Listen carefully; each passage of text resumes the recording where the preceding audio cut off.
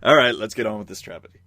Every who down in Whoville liked English a lot, but the Skullface who lived just north of Whoville did not. The Skullface hated English, the whole language treason. Now please don't ask why. No one quite knows the reason. It could be perhaps that his mask was too tight. It could be his hat wasn't set on just right. But I think the most likely reason of all may have been that his philanthropist was 2 sizes too small. But whatever the reason, his mech or his shoes, he stood there cursing English and hating the whoos, staring down from his chopper with a sour, grimy frown at the warm lighted windows below in their town, for he knew every who down in Whoville beneath was busy now chatting away an English speech. Philanthropist is nearly complete, he snarled with a sneer. The death of all English, it's practically here. Then he growled with his skeleton fingers nervously dreading, I must find some way to keep English from spreading, for tomorrow I know all the who girls and boys will wake up in the devil's house. They'll speak with such joys. And then, oh, the noise, noise. There's one thing I hate, all the noise. They'll scream bits of Russian, Latin, and Bohemian squeals, racing round on their heels. They'll continue with Kikongo, Diné, Navajo, and Nicaraguan spiels.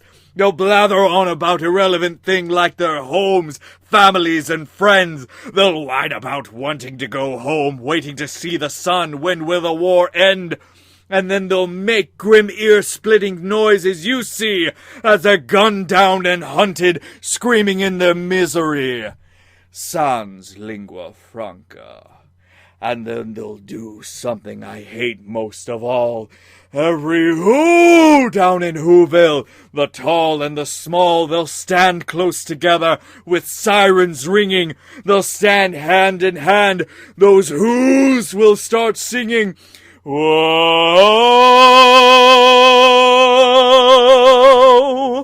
whoa,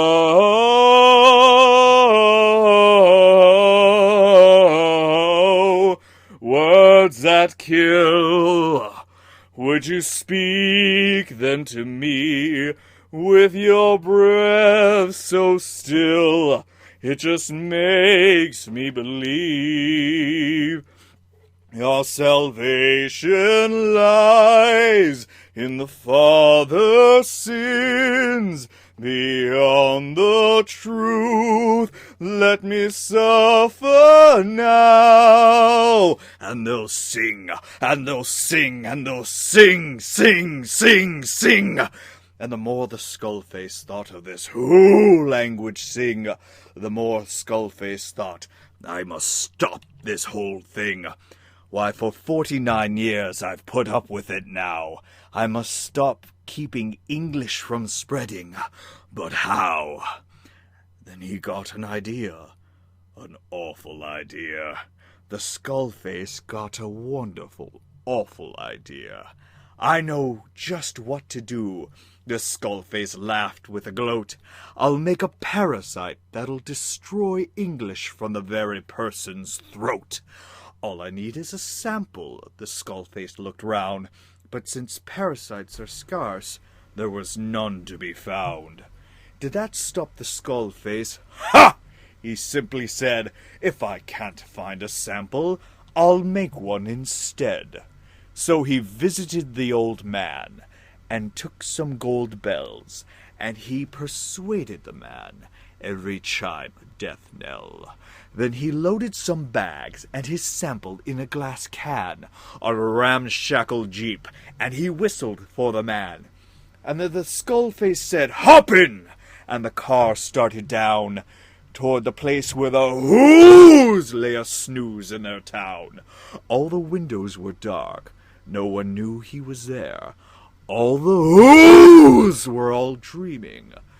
Sweet dreams without care, when he came to the first little block of the square. This is stop number 1, said the old skeleton man, hiss, as he climbed to the roof, parasites brimming in his fist. Then he slid down the chimney, a rather tight place. But if parasites could do it, then so could the face. He got stuck only once, for a minute or two. Then he stuck his head out of the fireplace flue, where the hoolings lay all in a row. The French language, he scoffed, is the first thing to go. Then he slithered and slunk with a smile most unpleasant around the whole room, and he took everyone's presents, alliterations, exclamations, pronunciations and sounds, expositions, prepositions, interjections and bounds. Then he left the room, laughing with glee. Now, grinned the Skullface, second Kikongo will be. As the Skullface reached for the strand, as he started to shove, he heard a small sound, like the coo of a dove. He turned around fast, and he saw a small whoo! Paz Andre Ortega who looked more than 22. She stared at the man and said, Skullface, why? Why are you taking our piece? Why? But you know that old XO was so smart and so slick, he thought of a lie, and thought it up quick. Why, my sweet little schoolgirl, the fake Grim Reaper tissed, my hate fairy sensed vengeance, your peace is at risk. So I'm reporting it back to Cypher, my dear. I'll wrap it up there, then I'll bring it back here. But his fib had not fooled the child. He shook his head, and tied her up firm, and raped her in bed. It was 2:15, all the who's still asleep, all the who's still a snooze, when he packed up his jeep. Packed it up with their futures, their dreams, their ramblings, their laughter, their happiness, their joy, and their blatherings. 10,000 feet out, he drove through the sands. He rode with his load, awaiting the world in silence to join hands. Pooh-pooh to the who's he began to adore. They're finding out now that no language is safe anymore. They're just waking up, I know what they'll do. Their mouths will hang open a minute or two, then the who's down in Whoville will all speak a language of nukes. That's a noise, grinned the man, that I simply must hear. He paused, and the Skullface put a hand to his ear, and he did hear a sound rising over the ridge. It lay in low, and then it started to grow. I'm nuclear! I'm wild! I'm breaking up inside. A heart of broken glass, defiled, deep inside the abandoned child.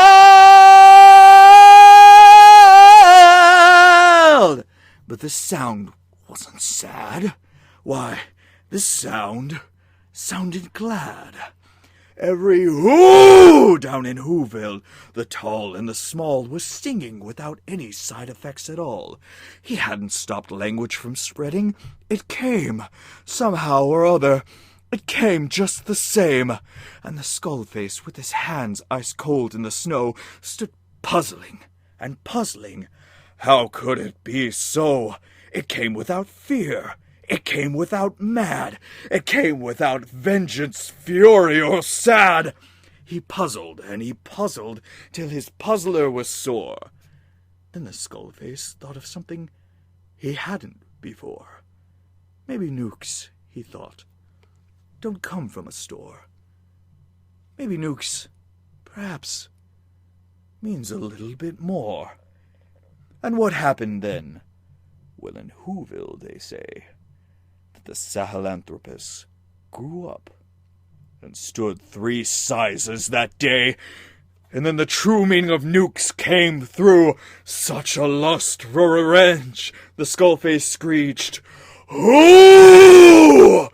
and the Skullface was crushed by the strength of 10 Skullfaces plus 2. But from atop the huge mech, only one voice did land. A scientist who pointed to the Skullface, a gun in his hand. "I did it! Revenge!"